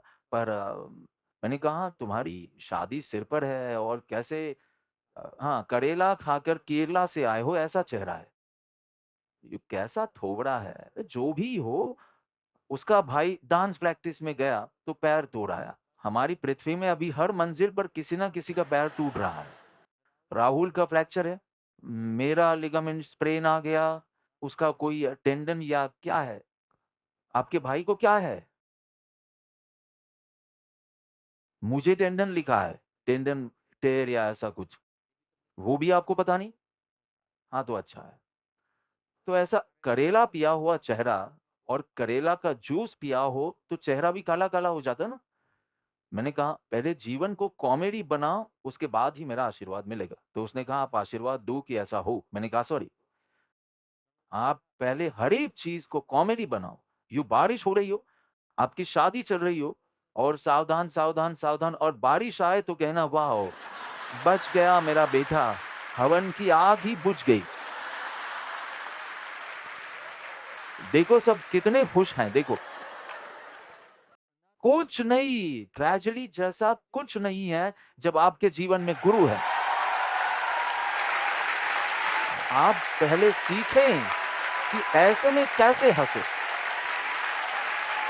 इसमें कैसे हँसे। ठीक है, आप फ्लाइट मिस कर देते हैं और आपकी आपकी एयर इंडिया कैंसल हो गई थी ना, लंदन से 1 दिन पहले। हाँ, तो मेरी एयर इंडिया बुक है सितंबर में, न्यूयॉर्क के लिए। सब कहने आए हैं कि ऐसा, ऐसा, ऐसा है। सबके अपने-अपने मत होते हैं। मतलब 2-3 फ्लाइट का एक साथ हुआ। वियतनाम का जो प्लेन था वो 900 फीट नीचे गिरा और हांगकांग का। अब ये सभी फ्लाइट का होता होगा, पर आप कैमरा वहाँ रखोगे तो फिर वही दिखेगा। मैंने कहा देखो, मैं कर्म सिद्धांत में विश्वास करता हूँ। सस्ते से सस्ता अभी एयर इंडिया है, डायरेक्ट फ्लाइट है। मेरे साथ इस बार कई लोग होंगे, सबके व्यर्थ पैसे बर्बाद होंगे, तो मुझे जाने दो। पर सब क्या काम ना करें और सलाह दें, उन्हें क्या कहा जाता है? ट्रस्टीज़, ट्रस्टीज़, हाँ, तो ट्रस्टी, तो सब ट्रस्टीज़ आ गए और वो आ गए। मैंने कहा ठीक है, अगर आप चाहते हैं कि मैं बदल दूँ, मैं अपनी मृत्यु जानता हूँ, वो विमान दुर्घटना में नहीं है। इतना कह रहा हूँ, पर जब श्रद्धा रखनी चाहिए तब कोई नहीं रखता। मैं तो उल्टा आपसे कहता हूँ कि आप भी उसमें बुक करें, क्योंकि मैं उसमें हूँ और कुछ नहीं होने वाला प्लेन क्रैश। पर अब मैं समझता हूँ। तो कहा पापा कुछ भी ऐसा-वैसा हुआ तो लोग कहेंगे कि क्या ये वगैरह-वगैरह। मैंने कहा ठीक है, आपकी भावना को मान देकर मैंने कल ही कैंसल कर दिया।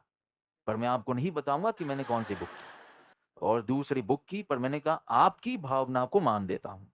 बाकी मैं बिल्कुल डरता नहीं हूँ और चौथ की पाँचम होने वाली नहीं, पाँचम की चौथ होने वाली नहीं। विजय भाई वे 19 को जाने वाले थे। वो कैंसल करके 5वीं के लिए 5वीं का फिर नहीं हुआ और 12 की, इसलिए आप जानते हैं कि वो आपको वहाँ ले जाता है जहाँ आपको होना चाहिए। 3 बार कैंसलेशन और अंत में इस पर। तो हाँ, मैं जानता हूँ कि मैं उनसे कल क्या बात करने वाला हूँ, लेकिन भावना को मान देकर और अंदर हँसी आ रही थी कि क्या भावना, आपकी भावना और 10,000 मेरे खर्च हो गए। दूसरे में की तो इसके कैंसलेशन के 10,000 तो लग गए ना। वो किसी को नहीं देने, सलाह देनी है।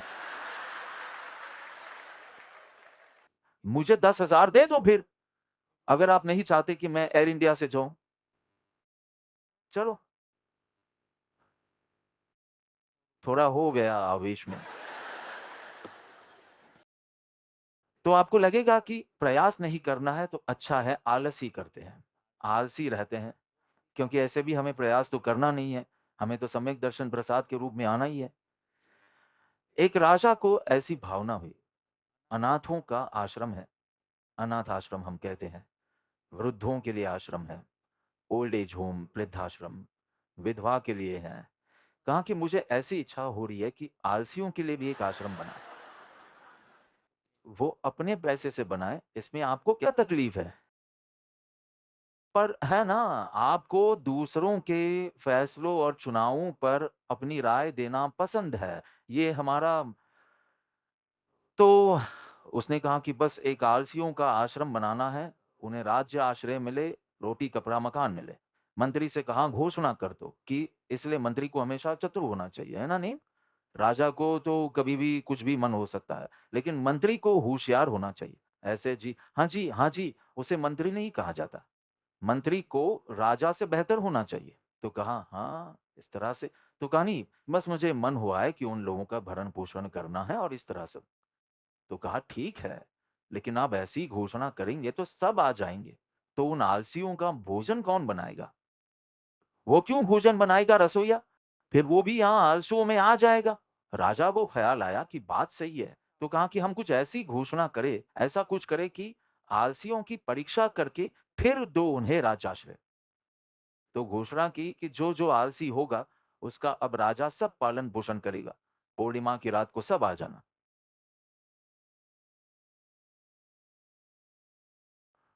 कौन-सी पूनम तुम मुझसे पूछ रहे हो? यहाँ कितने लोग पूछते हैं कौन-सी पूनम? तो सब गाँव-गाँव से आए थे, तो सबके लिए घास की झोपड़ियाँ बनाई थी रहने के लिए। अस्थाई, फिर अच्छे से सबको राजाश्रय मिलने वाला था। सबको रखा, आग लगा दी। भगदड़ मच गई। 4 लोग जलती झोपड़ी से बाहर नहीं निकले। कहा कि बहुत आलस आ रहा है, जो होना होगा, होगा। समझे? मंत्री ने कहा, इन 4 को राज्याश्रय दो। रोटी दो, कपड़ा दो, मकान दो, जो आपकी इच्छा हो वो दो। आप समझ गए? एक दिन एक नेताजी एक गाँव में गए, तो सरपंच की ड्यूटी होती है कि सब कुछ दिखाए। तो सब कुछ उस गाँव में जो-जो अच्छा हो, तालाब हो, सरोवर हो, ये सब कुछ दिखाया। और फिर एक आम का पेड़ था, मैंगो ट्री, और उसकी सबसे ऊँची डाल पर एक आदमी सो रहा था और कहा कि नेताजी ये देखना चाहिए, ये हमारे गाँव का सबसे आलसी में आलसी आदमी है। तो कहा ये पेड़ चढ़ना ही बहुत मुश्किल है, कितनी मेहनत से चढ़ पाते हैं। आप उसे आलसी कैसे कह रहे हैं? तो कहा जब हाँ, आम के बीज बोए गए तब वहां सोया था, तब से उठा ही नहीं है। पूरा पेड़ बन गया तब तक। प्रभु आलस की बात नहीं है। जब भी अकर्ता की बात करेंगे ना, तब आप गलत दिशा में जा रहे हैं। तो कुछ करना नहीं है, कुछ करना नहीं है। ये जो कर्ता भाव विकल्प लाते हैं, तुलना लाते हैं, भार लाते हैं, उसमें से निर्भर होना है। या तो आलसी ही बनना हो तो परम आलस्य रखो। चलो, परम आलस्य जिसे कहते हैं अकर्ता भाव, ज्ञाता दृष्टा भाव, परम आलस। इतना आलसी नहीं बनना, पूरा आलसी बनना। बीच वाला आलसू तो प्रमादी कहलाएगा। भक्त तो कहेगा कि भाई मैं घर से निकल गया, घर में प्रकाश हुआ, मैंने तो कुछ किया नहीं है, आपकी कृपा दृष्टि से ही हुआ है। ये नहीं कहता लेकिन मैं कैसे निकला मेरे घर से, क्योंकि आपके मुद्रा वचनामृत सत्समागम का जादू ही ऐसा था, इसलिए हुआ। कठपुतली का पपेट, कठपुतली कठपुतली के नाच की तरह हो जाता है बस। एक सूक्ष्म डोरी हो जो दिखती नहीं, आज्ञा रूपी डोरी। और कठपुतली नाचती है, मेरे गुरु की आज्ञा अनुसार मुझे अब जीना है। ना अपेक्षा, ना महत्वाकांक्षा, कुछ नहीं। जो भी, यदि वे कहें सेवा करो, तो मैं नहीं कहूंगा मेरी साधना का क्या। और यदि वे कहे सिर्फ सेवा करो, मैं साधना के बारे में कुछ नहीं कहूंगा। अगर वो कहे सिर्फ साधना, मैं कहूंगा नहीं, मैं मैं अपने उपकारी के लिए कुछ करना चाहता हूं। कुछ नहीं, जो भी आज्ञा है ना, ना अनुरोध, ना तुन। ऐसे ही कुछ लोग कहेंगे उदय प्रयोग। विचरे उदय प्रयोग का मतलब क्या? कि बाहर का सब कुछ कर्म संभाल लेंगे उसके नाच के अनुसार, भीतर का सब कुछ गुरु की आज्ञा अनुसार। अब तुम्हारा काम है, तुम्हारे मैं का काम है, क्योंकि ये उपयोग पूरा आज्ञा के साथ बन गया, योग जो कर्म के साथ बन गया। तेरी जरूरत है तो निकल घर से। तू निकलेगा तो प्रसाद रूप में सम्यक दर्शन प्राप्त होगा, सीधी बात। अहंकार की व्यर्थता, अहंकार की असारता समझनी चाहिए। कुछ ना कुछ अर्पण करते हैं नैवेद्य, जीपी के लिए भी लाए होंगे कुछ ना कुछ अर्पण करने। अर्पण करने वाले को एक बार अर्पण कर दो। वस्तु और सब कुछ बहुत प्रतीकात्मक है। अब चलो, आपके गांव में आम अच्छे होते हैं तो आम लाओ। अभी तो सवाल नहीं है आपके गांव में। बहुत प्रतीकात्मक है, याद दिलाने के लिए कि जब तक मैं अर्पण नहीं होऊंगा, तब तक मुझे सम्यक दर्शन का प्रसाद नहीं मिलेगा। तब तक ये पेड़े और बादाम ही मिलने वाले हैं। मैं अर्पण होना चाहिए। अरे, क्षुद्र को अर्पण कर, विराट मिल जाएगा। छोटी सी अपनी झोपड़ी को अर्पण कर, पूरा आकाश मिलेगा तुम्हें। अपनी छोटी सी दुनिया को अर्पण कर, पूरा ब्रह्मांड तुम में होगा। पूरा ब्रह्मांड। क्यों आपको इतना साहस करना पड़ता है? क्यों आपको इतनी घबराहट है? ये मैं की अर्पणता में मैंने आपका सिर्फ बिगाड़ा है। मैं से ही क्रोध, मैं से ही कपट, मैं से ही सब कुछ निकला है। आपको किसका डर है? मैं के जाने से ही आप समृद्ध होंगे। लेकिन वो कोई समृद्ध को देखते हैं, तभी प्रतीति आती है कि सही, अगर इनकी समृद्धि मैं जाने से है, तो मुझे भी मैं निकालना है, क्योंकि ये तो एकदम सम्राटों का सम्राट लगते हैं। इसलिए वचनामृत, मुद्रा, सत्समागम, ये तीन बहुत लंबा हो जाता है। कृपा दृष्टि बोलो ना। कृपा दृष्टि पवित्र पुरुषों की, कोई भी दृष्टि नहीं, पवित्र पुरुषों की कृपा दृष्टि, वही सम्यक दर्शन। सदगुरु से, सदगुरु से। बच्चा हो, खिलौने का उसे कितना मुंह होता है, डॉल हो या कुछ और हो, खाते समय भी साथ में रखता है, सोते समय भी साथ में रखता है। उसका सर्वस्व डॉल है, उसका पूरा संसार ये डॉल है। और अचानक एक दिन वो बस डॉल की कोई परवाह नहीं करते। क्या हुआ? क्या हुआ? वो परिपक्व हो गई। वो परिपक्व हो गई, तो उसकी कोई कीमत नहीं रही। वही बात, आपके पास प्रश्न है, बाबा मुझे अपॉइंटमेंट दो। आपके पास शिकायतें हैं, कोई भी संसार की शिकायत है, मातरम का दरवाज़ा पूर्व में है, पश्चिम में है, जो भी आपकी समस्याएँ हैं। ये मारवाड़ी वास्तव में मुझे बड़ी समस्याएँ दे रहे हैं। दरवाज़ा पूर्व के बदले पश्चिम में हो, ये बैठिए ना नमूना, तो शौचालय का उपयोग नहीं करते, बगल वाले का उपयोग करते हैं। रहते हैं महल में। मैंने कहा अरे यार, ये बाथरूम मेरी किस्मत तय करेगा। अरे कोई अच्छे व्यक्ति को तो दो किस्मत तय करने के लिए। प्लम्बर को दो, टेलर को दो, कारपेंटर को दो, वो शिट पॉट को तो ना दो पूरा क्रेडिट। नहीं चाहती थी। फिर उसका लड़का मिला मुझे सैन फ्रांसिस्को में, इतना धन्यवाद, धन्यवाद कहा मुझे। मैंने कहा क्या हुआ? मैं आपसे पहली बार मिल रहा हूँ। मैंने कुछ नहीं किया। नहीं, आपने बस मेरी माँ की वो गलत मान्यता निकाल दी ना, हम इतने राहत में हैं, वरना वो पूरा दिन मेरे बाथरूम में जाती थी। कितनी सुगंध आपने फैलाई धर्म की। इन सबको बोस्टन पढ़ाते हैं और क्या स्टैनफोर्ड पढ़ाते हैं और सब कुछ, और फिर शौचालय का दरवाज़ा ये है, वो है करते हैं। ये बेचारे बहुत अच्छे लड़के हैं, वास्तव में बहुत अच्छे लड़के हैं। ऐसा कुछ चलता होगा ये सब। आप किसी भी चीज़ के निर्माता हैं, तो बोलो मैं हूँ और मैं तेरे में कुछ नहीं कर सकती हूँ। फिर एकदम मैं पामर क्या कर सकती हूँ? और मैं मुझ में सब कुछ कर सकती हूँ। और मेरा दुःख और खुशी दोनों मुझसे आते हैं। आपके पास कोई शक्ति नहीं है, बताओ आपके पति को जाओ। वापस जाके अपने पति को बताओ आपके पास मुझे दुखी करने की शक्ति नहीं है। वो या तो मुझे मार सकता है या आत्महत्या कर सकता है, जो भी हो। हाँ बाबा, वो खुश होगा? ठीक है, अच्छा। लेकिन उसे बताओ उसके पास कोई शक्ति नहीं है, इतना ही बोलना। कुछ नहीं कर सकते। आप मुझे धोखा दे सकते हो, आप मुझे दुखी नहीं कर सकते। इतना ही मंत्र, आपका सारा दोषारोपण, गुस्सा, चोट, चिढ़, अपेक्षा सब चला जाएगा। इतना सरल। तो आपका आपका महत्व का आपका प्रश्न नहीं है। प्रश्न जो चित्त की दशा से आता है, वो चित्त दशा की समस्या है। तो वचनामृत मुद्रा सत्समागम क्या करता है? वो लड़की जो परिपक्व हुई, यानी उसकी बुद्धि परिपक्व हुई कि अब वो डॉल में रुचि नहीं रखती, उसे कोई डॉल के पचखान नहीं दिए हैं। और आपकी बुद्धि में विवेक प्रकट हो, बुद्धि में विवेक प्रकट करो, उसकी भावदशा को वर्धमान करो। जब आप उड़ रहे हो, तब आपके प्रश्न ज़मीन पर रहते हैं। वे उत्तर देना नहीं चाहते। आपकी पवित्रता इतनी क्यों नहीं है कि उससे आपका समाधान हो? क्यों मैं आपको समाधान दूँ?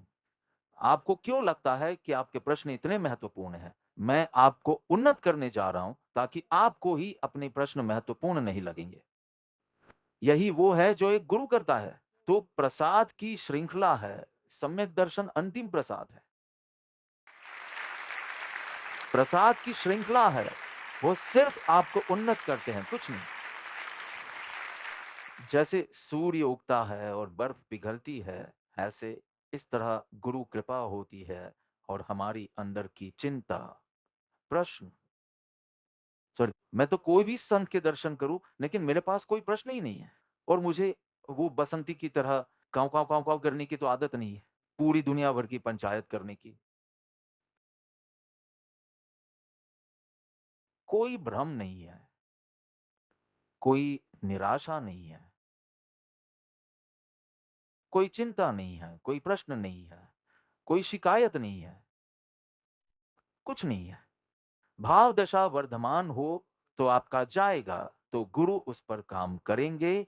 वो आपके प्रश्न का उत्तर देना नहीं चाहते। अगर वो एक सद्गुरु है, वो आपकी समस्या को हल नहीं करना चाहते। वो सिर्फ आपको उन्नत करना चाहते हैं, ताकि सब कुछ ज़मीन पर रहे और आप ऊँचा उड़ें। सद्गुरु कहते हैं कि ये प्रश्न हल करूँगा तो 6 महीने बाद दूसरा प्रश्न आने वाला है। अगर चित्त दशा ही इतनी विक्षिप्त है, तो समाधान होने वाला ही नहीं है। लेकिन जब प्रेम समाधि जागृत हो तब तो जो होना है वो हो, रूरा राज की भक्ति करें।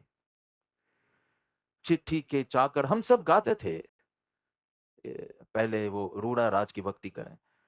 और ऐसा जब गुरु कृपा से निर्मलता, ओ सॉरी 5 मिनट, निर्मलता, कोमलता, पवित्रता, ये सब अनुभव करो, तब तो बहुत सतर्क रहना, बहुत सतर्क रहना।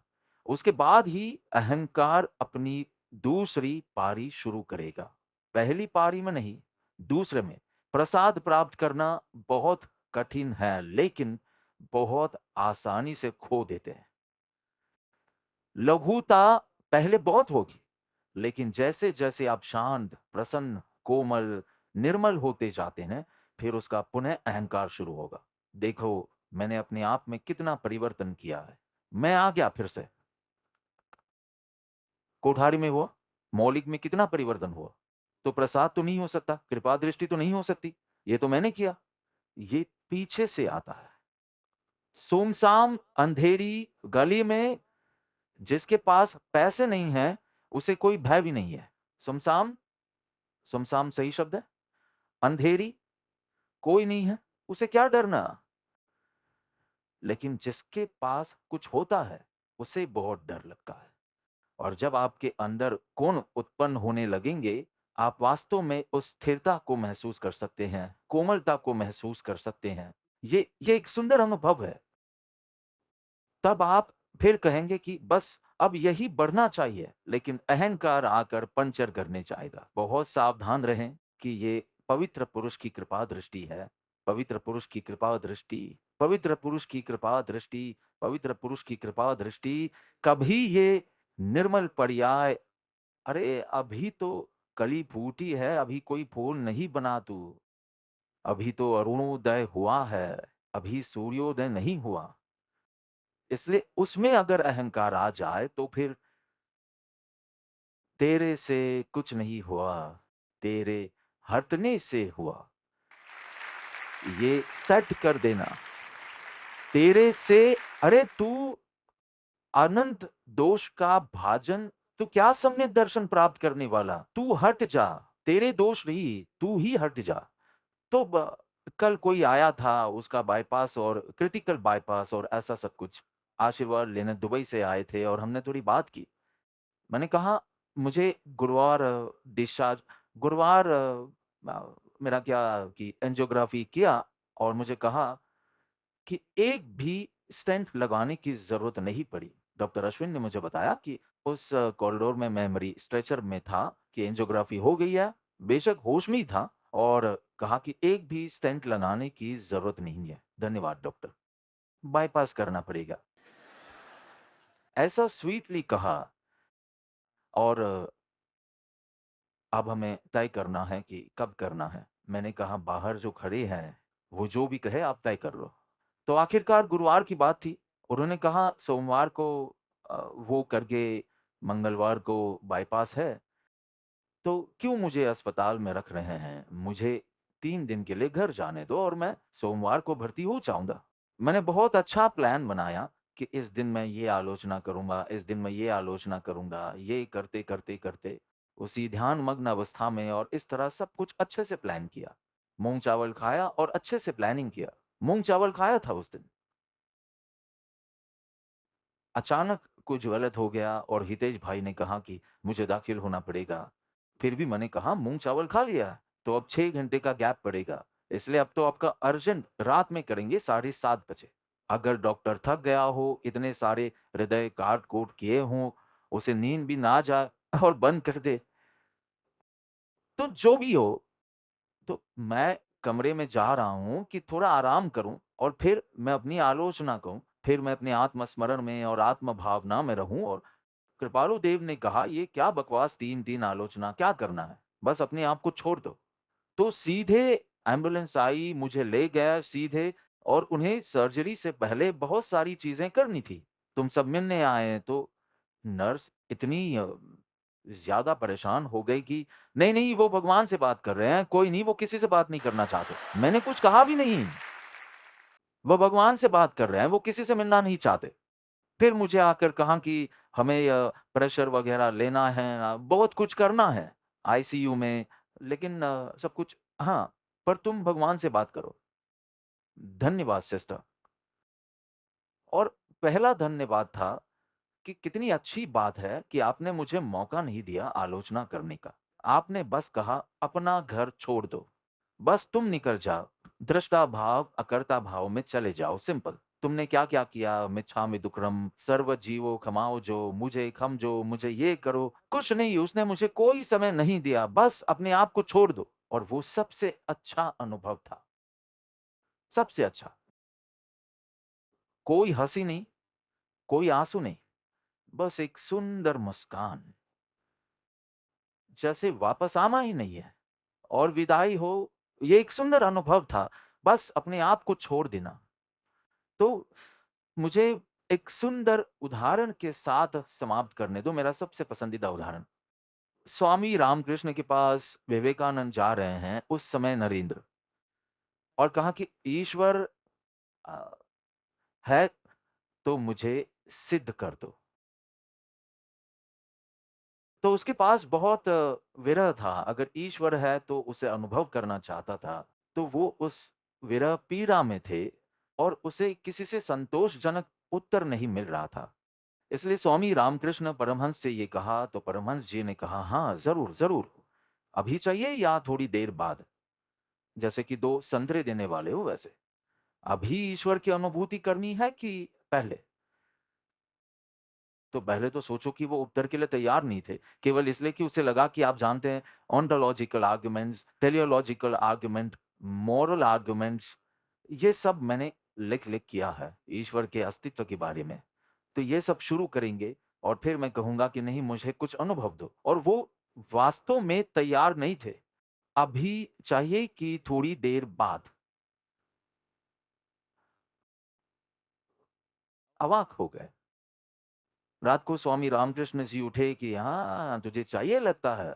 ऐसा करके अंगूठे से ज़ोर से हृदय पर कृपा दृष्टि की और वे कुछ घंटों के लिए एक ट्रांस में चले गए।